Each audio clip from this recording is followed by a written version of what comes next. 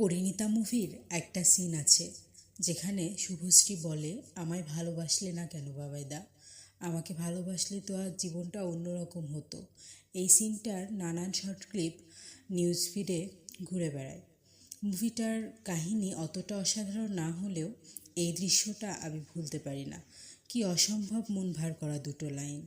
আমরা সবাই হয়তো কাউকে না কাউকে এটা জিজ্ঞাসা করতে চাই যে আমায় কেন ভালোবাসলে না, কিন্তু আমরা কেউই জিজ্ঞাসা করতে পারি না।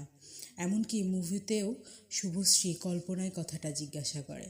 আসলে এই কথাটা কাউকেই জিজ্ঞাসা করা যায় না, কেন আমায় ভালোবাসলে না।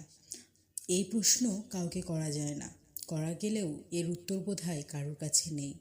আমাদের সবার জীবনে এমন কেউ না কেউ ছিল কিংবা আছে যে আমাদের ভালোবাসলে আমাদের জীবনটা অন্যরকম হতো। বিষণ্ণ বিকেলগুলো কবিতা হয়ে উঠত। একটা রেল লাইনে হাঁটার সময় 1000 বছর বেঁচে থাকতে ইচ্ছে করতো।